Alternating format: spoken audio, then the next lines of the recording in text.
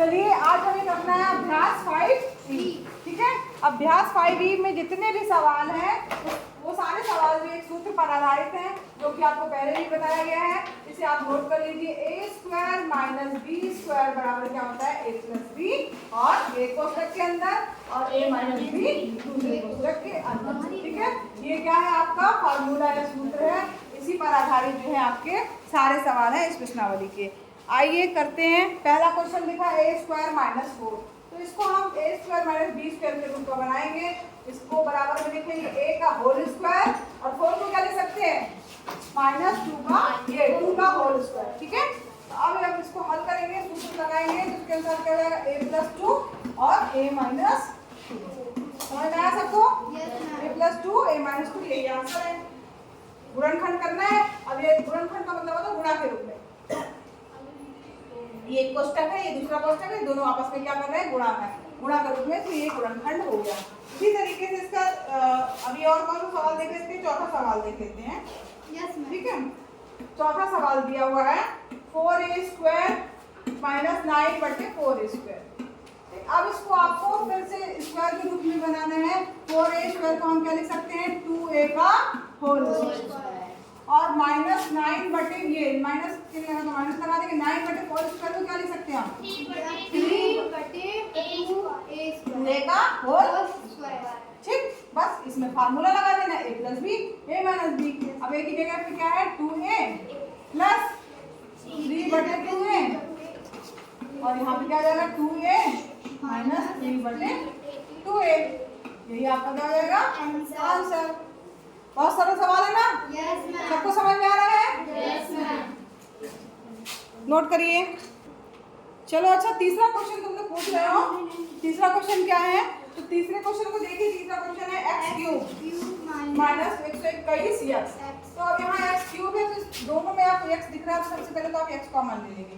क्या बचेगा अंदर? अंदर बचेगा आपके पास x स्क्वायर माइनस 121। अब आप इसको कर सकते हैं, x स्क्वायर को क्या लिख सकते हैं x का होल स्क्वायर और 121 किसका स्क्वायर है 11।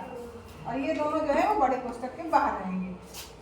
हल करेंगे, क्या जाएगा x प्लस 11 और x माइनस 11, ये इसका आंसर हो जाएगा तीसरे का। तो तीसरा क्वेश्चन है मतलब पहले का तीसरा,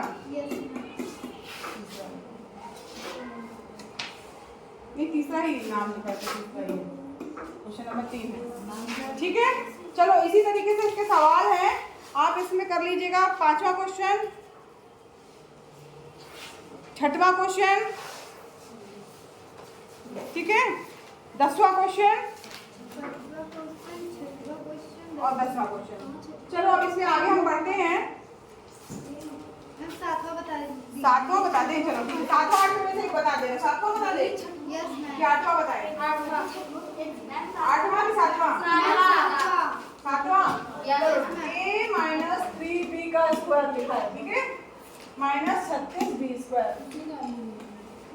बहुत आसान है, ये तो ऑलरेडी a स्क्वायर के रूप में लिखा है, a माइनस 3b का स्क्वायर लिखा है और 36b स्क्वायर 36 किसका स्क्वायर है 6 तो 6b का होल स्क्वायर लिख सकते हैं। a plus b a minus b कर दीजिए, a minus 3b plus 6b।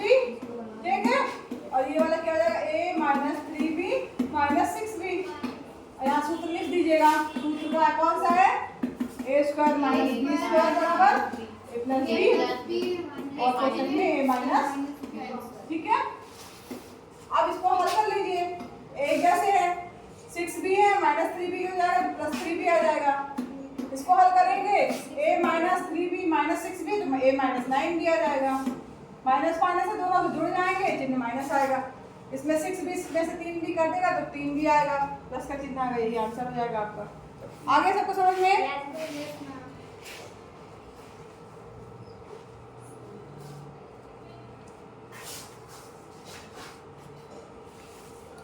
ठीक, चलिए बस इतने ही करिए। इसका फिर नेक्स्ट में आइए, दिया हुआ है a square plus B X plus C प्रकार के व्यंजकों का हम गुणनखंड किस प्रकार से निकालेंगे।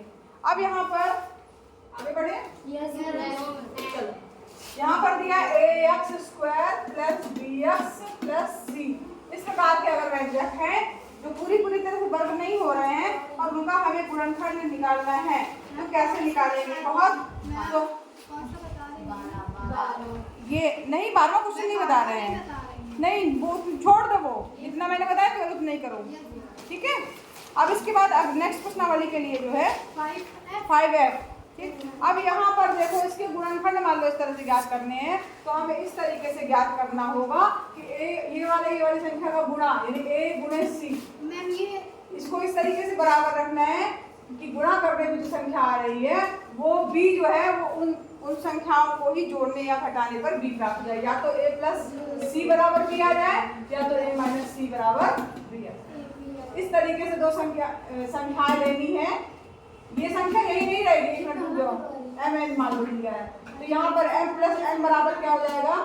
ऐसे समझाएंगे नहीं समझ में आएगा, ऐसे लिख के बताएंगे तो समझ में आएगा ज्यादा। जैसे एग्जाम्पल लेके देखते हैं, प्रश्नावली 5f में आएंगे, इससे प्रश्नावली से करेंगे तो समझ में आएगा। जैसे दिया है दो पूर्णांक a और b आपको ज्ञात करनी, कैसे ज्ञात करनी है? पहला दिया है a प्लस b बराबर 8 है, उनको जोड़ने पे 8 आ जाए और उनको मल्टीप्लाई करने पर 15। कोई कौन कौन से होगी बता सकता कोई? जोड़ने पे 8 आए और गुणा करने पे 15। 3 और 5। वेरी गुड, 5 और 3, 5 और 3 का गुणा करेंगे तो क्या आएगा? 15 और 5 में 3 करेंगे तो 8, ठीक है। तो संख्या कौन सी होगी? 5 और 3। चलिए अब बताइए a प्लस b बराबर 13 आए और गुणा करने पर 12 आए। बहुत आसान है तो, जोड़ने पे दोनों संख्याओं को 13 आए और गुणा करिए। वेरी गुड, 12 और 1, 12 गुणे 1, 12 कम 12 हो जाएगा और 12 धन 1 13, तो 12 और धन 1 दो संख्या क्या होगी? 12 और 1, ठीक है। 12 गुणे 1 बराबर 12, ठीक है। और देखिए मजेदार है ये, चौथा बता दीजिए। चौथा देखते हैं, चौथा दिया a प्लस b, जोड़ने पे क्या आ जाए? जोड़ने पर आ जाए -5 और गुणा करने पे क्या आ जाए? 4। 4 बन जाए 5 5 माइनस 4 5 और -4 कैसे हो सकता? 5 और 4 मैम 5 प्लस मैम 4 प्लस 1 गुणा करने पे 4 आए, मल्टीप्लाई करने पे 4 आए और जोड़ने पे क्या जाए? -5 -4। इसमें हमको लग रहा है एक चीज कुछ, हाँ क्या होगा? -5 और -4 -4 प्लस -4 प्लस -4 प्लस 1 करो कितना आ जाएगा? -5 वाला यस मैम उतना ही आएगा। 5 माइनस 1 और थोड़ा गौर करो, थोड़ा सा। वेरी गुड, -4 -1 और -1 को अगर हम जोड़ेंगे तो -5 आ जाएगा और मल्टीप्लाई कर देंगे -4 और -1 का तो +4 आ जाएगा, ठीक है। चलो समझ में आया? Yes ma'am. था आसान? Yes ma'am. अब यहाँ पर देखो थोड़े से इसके गुणनखंड हैं, मैंने 3 तो इसके बता दिए, आप एक कर लीजिएगा, होमवर्क है। क्वेश्चन नंबर इसको थोड़ा सा हम एक सवाल बताते हैं, बाकी आपको हम बताएंगे। बहुत सा दूसरा क्वेश्चन दिया है x² + 5x + 6। अब इसमें क्या करना है? इसका गुणांक क्या है? कुछ नहीं दिया, इसका मतलब क्या है? 1। कुछ नहीं दिया, इसका मतलब क्या है? 1। तो 6 गुणे 1 इसका मल्टीप्लाई करते हैं। 6 गुणे 1 बराबर क्या होगा? 6, ठीक है। और इस 6 एकम 6 ये जो 6 आया है, इस 6 को इस तरीके से बांटिए कि जोड़ने घटाने में 5 आए। 6 minus very good, 6 minus 1 5, 6 minus 1 कर देंगे 5 हो जाएगा और 6 और 1 का गुणा करेंगे 5 हो जाएगा। x² प्लस, अब यहाँ क्या लिख देंगे? 6 minus 1 x plus 6, x² plus 6 का गुणा x से होगा 6x माइनस x का गुणा 1 से होगा -x प्लस 6। कॉमन ले लेंगे, इसमें x कॉमन आ रहा है तो x प्लस 6 आ जाएगा। नहीं, 1 माइनस में आ रहा है। 6 माइनस 5 एकम 5, 6 एकम 6, 3 और 2 आएगा। ये नहीं आ रहा क्योंकि यहाँ दोनों एक जैसे नहीं आ रहे। इसमें 3 और 2 संख्या आएगी, 3 गुणे 2 6 और 3 और धन 2 5। यहाँ पे एक जैसा आना चाहिए ताकि कॉमन आ जाए, इसलिए ये वाला नहीं होगा। क्या हो जाएगा? x square plus 3 plus 2x plus 6। आगे हल करेंगे x square plus 3x plus 2x plus 6। x common ले लेंगे, क्या जाएगा x प्लस 3। इसमें से 2 कॉमन ले लेंगे, x प्लस 3। अब x प्लस 3 दोनों में है, कॉमन ले लीजिए x प्लस 3 और यहाँ बचेगा x प्लस 2। ये आपका आंसर होगा। इस तरीके से जब हल करेंगे बच्चों तो ये देखना है कि जब हम इसको करने के बाद यहाँ कॉमन लेने पर यही आना चाहिए जो यहाँ पे आया है। जैसे यहाँ जो आया ना कॉमन लेने पर, वही यहाँ पे भी आना चाहिए। ये अगर आ रहा है तो उसका मतलब आप सही कर रहे हैं, अगर नहीं आ रहा तो उसका मतलब कुछ ना कुछ और होगा उसका ऑप्शन। ठीक है, चलिए इसके बाद हाँ दूसरे में देखिए, दूसरे का आपको सेकंड नंबर कर लेना है, 5वां कर लेना है, 6वां कर लेना है, 5वां 6वां सेकंड और 8वां। बहुत सरल है भाई, 8 चौको 32, y की जगह y स्क्वायर हो जाएगा बस, उससे कोई फर्क नहीं पड़ता है।